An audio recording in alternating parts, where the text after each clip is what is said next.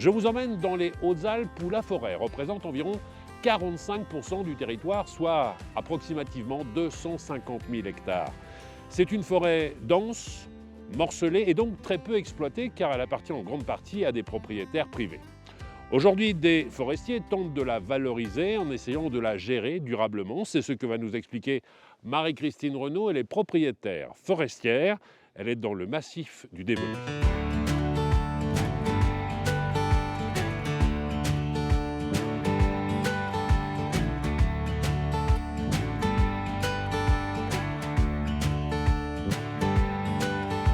Bonjour Marie-Christine. Bonjour Stéphane. Vous allez bien? Très bien, merci. Ça fait du bien, chez cette nous. petite promenade comme ça de bon matin au frais. Hein? Ben, n'est-ce pas? C'est vivifiant. C'est une région, j'adore, parce qu'il y a deux saisons. Il y a l'hiver et le 15 août. Oui, c'est ça. C'est un peu ça. Hein. C'est un peu ça. On dit qu'il fait froid l'hiver et frais l'été. Et frais l'été. Voilà. Merci de nous accueillir sur les terres du Dévolu, alors connu pour ses stations de ski, super Dévolu juste à côté. Mais on peut le constater, il y a énormément de forêts ici aussi. Et vous, vous êtes tombée dedans étant petite. Et oui, et comme je me plais à dire, je suis née le nez dans la sciure parce que mon grand-père paternel, en 1910, a acheté une petite ferme dans le sud du département des Hautes-Alpes, à la montagne de Sigottier, avec des bois tout autour, et il s'est mis à les exploiter. Et est-ce que les enfants, après, ont pris la succession? Eh bien sûr, il y a eu toute une lignée de forestiers. Alors, ce grand-père faisait des coupes de bois vraiment comme on aimerait les revoir aujourd'hui, par câble, débardés par des mules.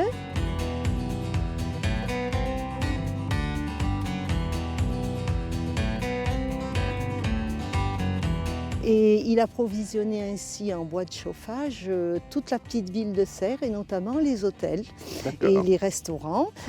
C'était l'époque où le bois était la matière première de tous les jours. Hein.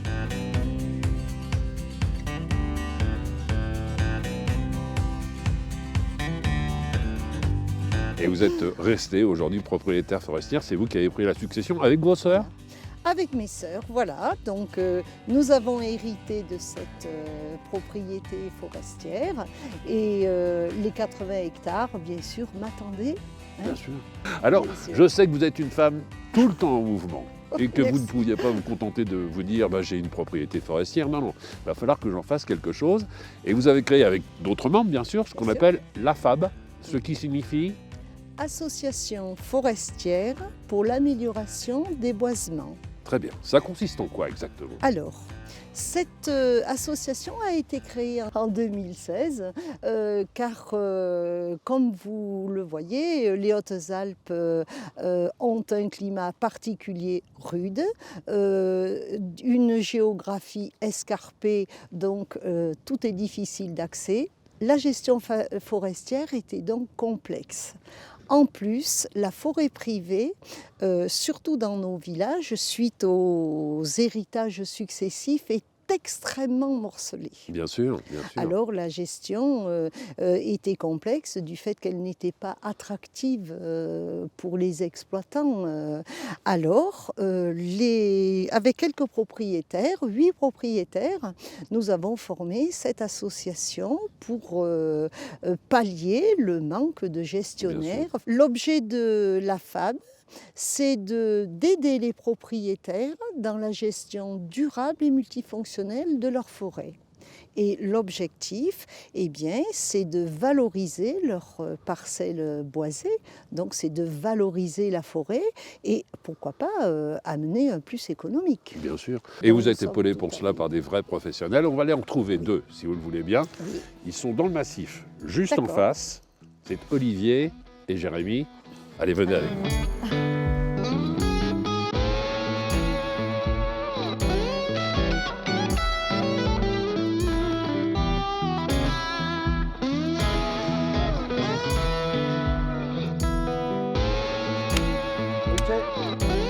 Sylvestre 20.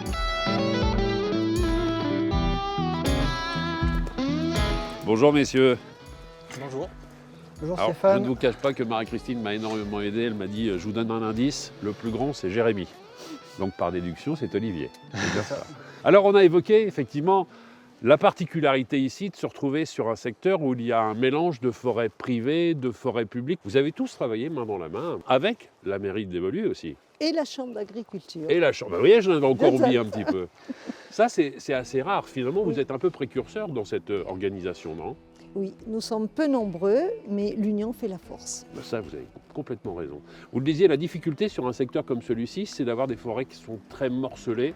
Ça ne se gère pas du tout de la même manière. Déjà, la forêt est ouverte, libre d'accès. Pour la plupart des gens, en fait, elle appartient un peu à tout le monde. Ici, on est en fait, dans la pratique, la forêt appartient pour 75% à des propriétaires privés en France. Et ce qui fait que, en fait, au niveau national, on a à peu près 12 600 000 hectares de forêt privée pour 3 300 000 propriétaires, ce qui est énorme. Et avec la difficulté qu'on a, le morcellement. Voilà. Bien sûr. Et le premier travail à effectuer, c'est un travail de chercheur de trésors, c'est-à-dire savoir qui est propriétaire de telle ou telle parcelle. Comment est-ce qu'on fait? On va à la mairie, on regarde le cadastre et on retrouve justement celles et ceux qui sont propriétaires, qui ne le savent peut-être même pas d'ailleurs. Oui, oui, très souvent, les propriétaires ne savent pas qu'ils sont propriétaires d'une parcelle qui leur revient par un héritage lointain. Et là, ce sont les gens du CNPF et de la Chambre d'agriculture qui nous aident énormément à retrouver tous les propriétaires. Olivier, c'est votre c'est un peu une grosse notre partie travail de votre au charge. quotidien. Souvent, on a des gens qui ne savent pas où sont exactement leurs limites. Ici, on a des bandes qui font 30 à 40 mètres de large sur 300 mètres de long. Pour un propriétaire, c'est difficile de savoir où il est exactement propriétaire. Au niveau national, on a 50% de la forêt privée qui est en déficit de gestion et pour lequel il faut aller chercher les gens, les regrouper. Alors, première difficulté, c'est les identifier. Deuxième difficulté, les regrouper. Et puis après, gérer la forêt. Alors on vous a vu aussi marquer les arbres tout à l'heure et puis regarder un petit peu quelles étaient leurs circonférences. Tout ça, vous le faites pour chaque arbre qui est dans la forêt ici. On va donc mesurer les arbres qui vont être coupés. On mesure le diamètre. On avait déjà estimé auparavant en fait, les hauteurs par des placettes sur différents endroits.